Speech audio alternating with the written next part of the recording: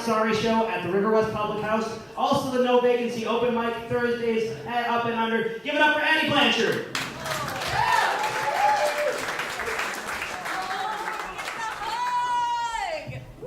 Make some noise for your host, Dylan Kane. So good to be here. I love Club Garibaldi. Pittsburgh just debuted, the Uber chapter in Pittsburgh just debuted its first self-driving Uber ride. You get in a car and there's no driver. And my boyfriend asked me, Addie, would you take a ride in a self-driving Uber? Would I take a ride in a self-driving Uber? Would I get in a strange man's car and tell him my name and where I lived? Yes. Yes to both. There's a little gift shop next to my office. It sells like candy and soda, but it also has some little gifts. And there are these little candy dishes that you can buy that have inspirational phrases etched in the bottom. And they have some things you'd expect. They have live, laugh, love, and treat yourself. But there's one that says, walk with the confidence as though there are 3 men walking behind you. No. You fucking run.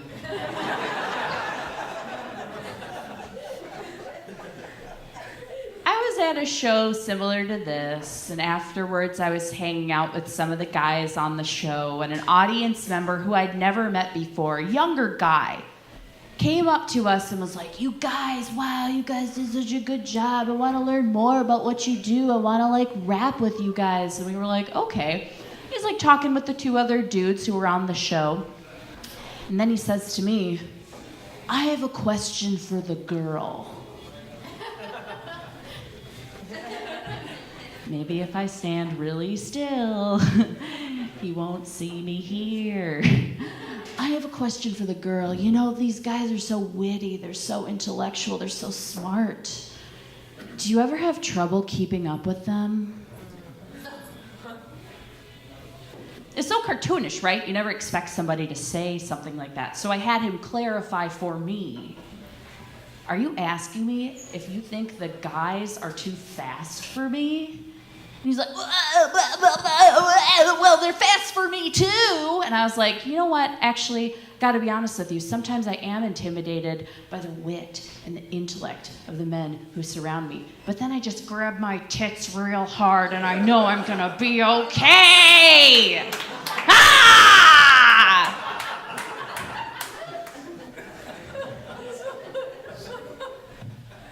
Sometimes odd things happen to you and you wonder if there's a reason karmically. I'm not the best person in the world. When I get on an elevator and I press a button that's higher than somebody, I definitely feel superior. There's no question. I'm also a dog owner, which is usually a sign of some kind of moral fortitude, but I'm not a good dog owner. To be fair, I don't have a good dog. I left all my dishes out after I made dinner the other night, and I was sitting in the living room just watching TV, and I hear my dog clickety-clack in the kitchen, and he jumps out. I hear him jump up, I hear him grab something, and he starts running. He starts running through the living room. He is running full force, and I finally see what he has in his mouth, and it's a big paring knife. My dog had jumped up on the counter and had a big knife in his mouth, and he was running through the living room with the handle.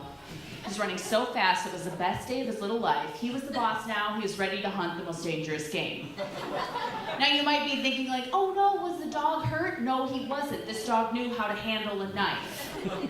He was fine. Little context to the situation, I live with my boyfriend. I was home alone, which I have to imagine was a factor in my dog's decision to grab the knife in the first place. I have to, I was like, is my phone dead? Are the lines cut? What is gonna happen next? He's not just a bad boy at this point, he's a psychopath. There's a lot of places you can go if you want to get your pet questions answered in a compassionate way. There's an NPR show called Calling All Pets. People call in, they have some little problems with the animals in their house. Their cat won't stop pissing on the carpet. Their parakeet won't stop saying the N-word. They call up this lady.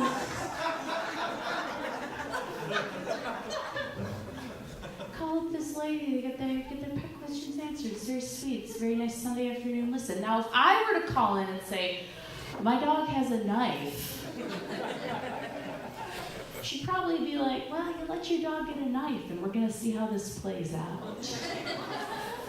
There's those Caesar Milan blog posts that's like, so your dog is a knife, now what? Like, that's just not something you're gonna find. There are these monks on the East Coast, they live in a monastery, they train German shepherds. All they do all day is they pray and they train these dogs.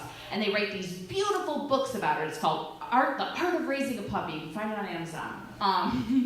It sounds like I get like a little bit of money for every book you buy. But all these guys do, train dogs, pray all day. But if you were to buy one of those books, there's not a chapter in it about how to get a knife away from your dog, because these men believe in God, and what kind of God would let that happen?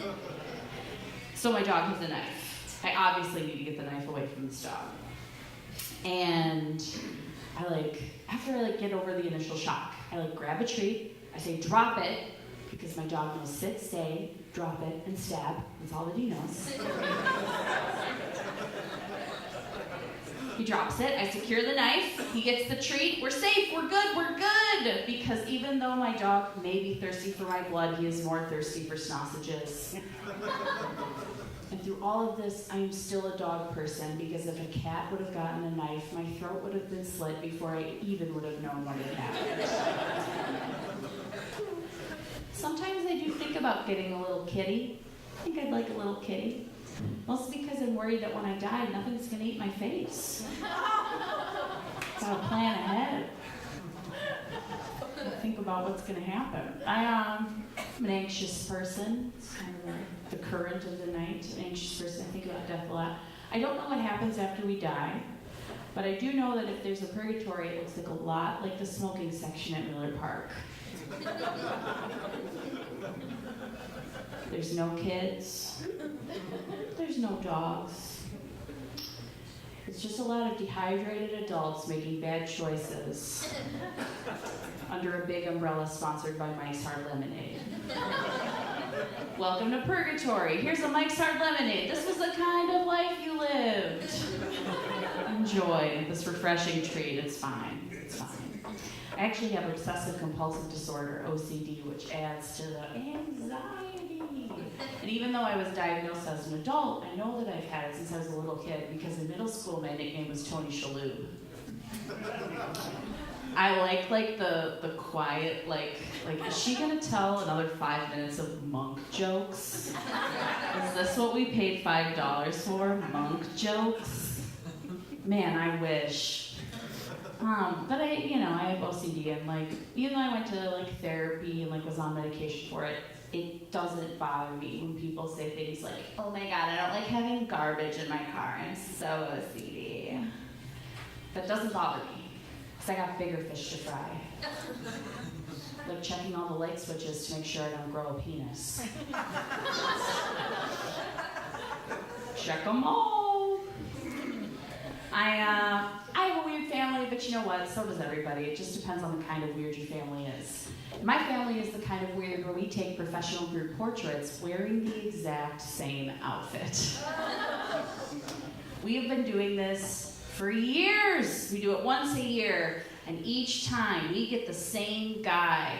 This is a man who has watched a group of mostly adults grow into a group entirely comprised of adults, and yet each year when he sees the Blanchard family photo, he brings as many hand puppets as he can fit in the back of his Subaru.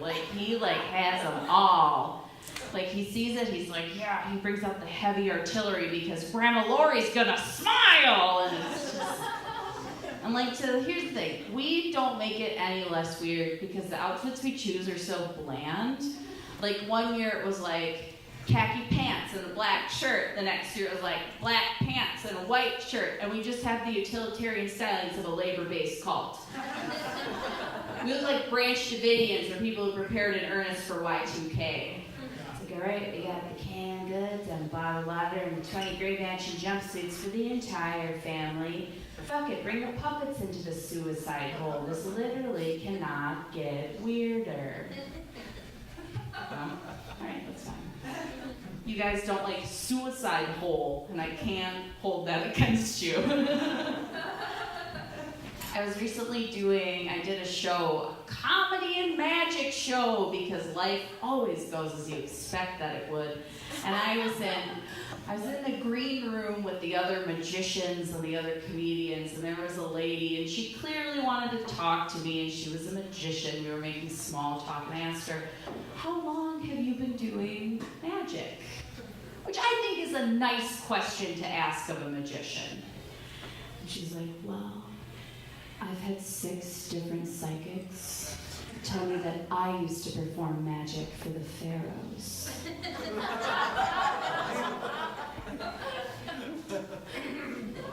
It's funny because I've had 6 different psychics tell me that in the time of the pharaohs, I used to humor hack magicians. I don't know, those things, they come back around. The magician, this lady, she was trans, and I only bring that up to say that we as a culture, as a society, need to be more accepting of trans people, no question. But we also need to be, more accepting of trans people, Jesus Christ. We need to be more accepting of trans people, everybody. More accepting. But we need to be less accepting of magicians. I don't want to share a bathroom with a magician. If you know sleight of hand, you can't be around me when my pants are down. It's just the rule. I went to Catholic school. Anybody else in here go to Catholic school? Oh, I heard some strong opinions over here. Oh yeah. Okay, you did. That lends legitimacy to your answer. I went to Catholic school for 10 years. Oh my God, that's such a long time to go to Catholic school. For those of you who didn't go to Catholic school, it's kind of like being homeschooled by your grandparents who somehow are both still virgins.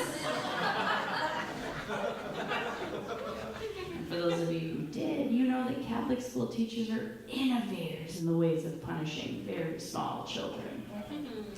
When I was in first grade, 7 years old, my first grade teacher had a big construction paper heart that she'd keep on board, and every time we did something that was even mildly naughty, like forget our homework or speak out of turn, she'd go up to the heart and she'd go, she'd tear it a little bit, and then she'd go, "That's what you're doing to Jesus." Whoa, is right. And we went through a lot of paper hearts as a group. This is the thing, Jesus Christ himself would probably say, "That's a little much." But that's Christian Jesus. Catholic Jesus is like, "No, that's good. Keep doing what you're doing. It's going in the parish bulletin on Sunday." Because Catholic Jesus is covered in blood. Yes, if you go to a Catholic church and the Jesus Christ hanging on the crucifix is then lovingly painted to have blood on his head, hands, and torso, you are in for a deluxe Catholic experience. If Jesus Christ looks like he belongs in a haunted house, that's premium Catholicism, everybody. You guys having fun tonight? Yeah. I'm Addie, glad you guys have been great. Have a good night. Thank you very much, Addie. I never went to Catholic school. I went to my first Catholic Mass when I was 10. It was my grandmother's funeral. I ate the Eucharist wrong, and my dad said a bunch of words you're not supposed to say in church. All right, we've made it through the whole night. The person most of you guys